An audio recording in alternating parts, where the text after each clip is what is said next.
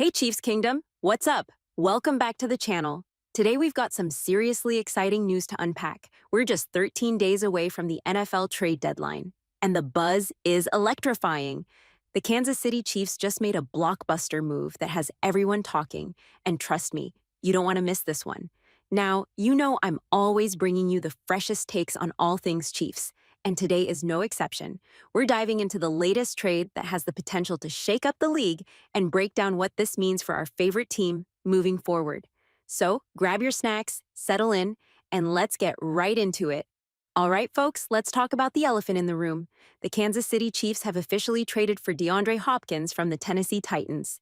Yep, you heard that right. We're bringing in a three-time All-Pro wide receiver who has lit up the league throughout his career. Honestly, if you're a fan of the Chiefs, this news should have you jumping up and down right now. Now, how will the Chiefs utilize Hopkins? Well, let's break that down. For a while now, the Chiefs have had a bit of a revolving door at the wide receiver position. But let's be real, with the talent of a player like Hopkins, he's going to ADD some serious firepower to our offense. The team has what it takes to compete at a championship level. With Hopkins joining the ranks, the Chiefs won't become a pass-heavy team overnight, but he will undoubtedly open things up. The Chiefs have always been a run-first squad, and with Hopkins on board, it gives them the chance to exploit defenses even more effectively. Think about it. Hopkins is not just another wide receiver. He's a game changer. With him on the field, defenses are going to have to think twice about how they game plan against us. He's an elite route runner with a knack for getting open, which is something we've been needing. With guys like Xavier Worthy joining him, we're looking at a serious upgrade in our deep ball game. He'll stretch the field and open up opportunities for other playmakers on the team. Here's the thing. Even with Hopkins in the mix, I don't expect the Chiefs to abandon their run-first philosophy. They've been running the ball effectively and playing solid defense, which has always been the key to success in the NFL. They're going to continue to rely on that ground game to set up the pass, which makes Hopkins an even more dangerous addition. With players like Travis Kelce and Noah Gray in the tight end spots, the Chiefs now have the potential to really exploit the middle of the field. It's going to be exciting to watch how Andy Reid integrates Hopkins into the playbook. While his role might be limited in his first week, you can bet that by next week, he'll be fully integrated and ready to run a complete route tree. Let's be honest, the Chiefs haven't even played to their full potential this season. They're currently sitting at a perfect 6-0, and there's a lot of room for improvement. With players like Isaiah Pacheco returning from injury soon, the best is yet to come. So here's how the deal went down. The Chiefs sent a conditional fifth-round pick to the Titans, which could become a fourth-round pick, depending on certain conditions. This is a steal, folks. Given what we've seen from Hopkins in his past, it's a low-risk, high-reward situation for Kansas City. They've been needing to boost that wide receiver room, especially after dealing with injuries to key guys like Hollywood Brown, Rashee Rice, and Juju Smith-Schuster. Now, let's talk about why this trade is a game-changer for the Chiefs. DeAndre Hopkins is a proven playmaker. He spent time with the Houston Texans, Arizona Cardinals, and now, of course, the Titans. Now, if you're wondering what exactly the Chiefs are getting with Hopkins, let's take a quick look at his resume. Throughout his career, he's been a consistent threat, racking up impressive stats year in and year out. This guy has been a superstar in the league, making 3 first-team All-Pro selections and 5 Pro Bowl appearances. He was even the NFL's receiving touchdown leader back in 2017. Just last season, despite a roller coaster situation in Tennessee, he played all 17 games, finishing with over 1,000 receiving yards and 7 touchdowns. That's the kind of production you want from a guy in his position. So, Chiefs fans, this is a huge win for us. This guy knows how to produce, and he's the kind of player you want on your team when the chips are down. I was scrolling through my phone at 3 a.m., battling a little insomnia, when I stumbled across the news. It was like a dream come true for Chiefs fans. We've been waiting for a bold move like this, especially after missing out on some other big names like Amari Cooper. But now, we've landed DeAndre Hopkins, and that's something to celebrate. Now, while we're on the topic of trades, let's shift gears and talk about the Denver Broncos.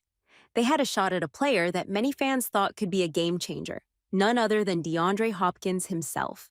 But the Broncos passed on him, and he ended up in Kansas City instead. That's a tough pill to swallow for Denver fans. However, I can see why the Broncos made that decision. Sure, Hopkins has had his moments, but he's 32 years old now. He doesn't have the same deep threat ability he once did. When comparing him to guys like Cortland Sutton, who's still relatively young at 29, I think Sutton holds up just fine. The Broncos have some solid talent at wide receiver, and adding Hopkins might not have been the upgrade they were hoping for. Honestly, I think it's a win-win situation for both teams.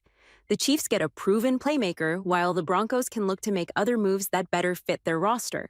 Rumors are swirling that the Rams are willing to trade Cooper Kupp, and if I were the Broncos, I'd definitely consider making that move.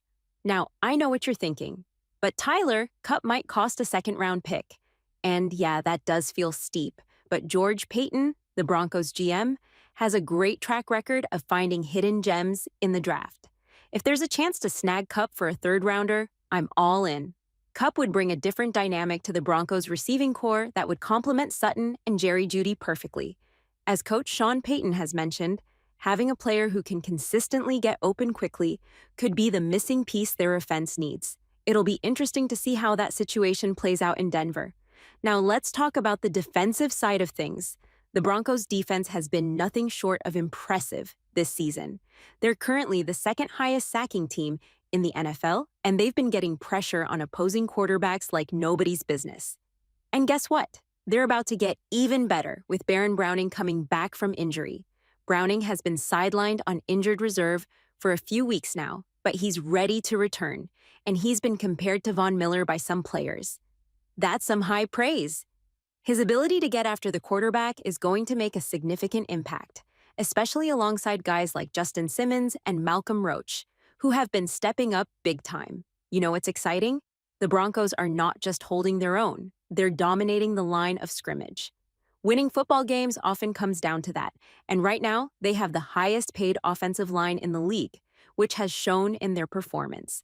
They're tied for the fewest sacks allowed, and that's not just against weak defenses. They've faced elite pass rushers and come out unscathed. Keeping their quarterback, Bond, upright is a key focus for Coach Payton, who hates seeing his QBs take unnecessary hits. Bond's ability to escape pressure has been crucial to the Broncos' success this season, and that's something we're all excited about. Speaking of exciting, let's touch on the injury report. The Broncos are coming off a 10-day mini-bye, and they're looking strong and healthy. They're getting Patrick Surtain back this week, which is fantastic news. Surtain is one of their best defensive players, and his return could be the difference maker against a team like the Carolina Panthers. This week, the Broncos will be facing Bryce Young at quarterback for the Panthers. Andy Dalton was initially the starter, but due to a car accident that injured his thumb, Young will be stepping in. While this change introduces some unpredictability, the return of key players like Surtain puts the Broncos in a solid position to take on any challenge. The Panthers have been struggling, and this game presents a great opportunity for the Broncos to regain momentum. They're set up for success, especially considering how well they've been playing lately. Advanced analytics are starting to prove all the naysayers wrong, and CBS is now calling them one of the best teams in the trenches. That's the kind of recognition we love to see. As we look ahead to the rest of the season, there's every reason to believe the Broncos are playoff-bound. After this week, they could be sitting at 5-3, and with their solid roster and strong performances, they're poised to defy the critics. This team has shown resilience, and the belief in this playoff push remains strong. So, to all the Broncos fans out there, keep the faith. The Broncos aren't just aiming for the postseason. They're determined to prove they belong there. All right, Chiefs Kingdom, there you have it. As always, don't forget to like and subscribe if you enjoyed this video. Hit that notification bell so you don't miss any of our future updates. Until next time, keep repping those colors and cheering on your team. Chiefs Kingdom, I'll catch you on the next video.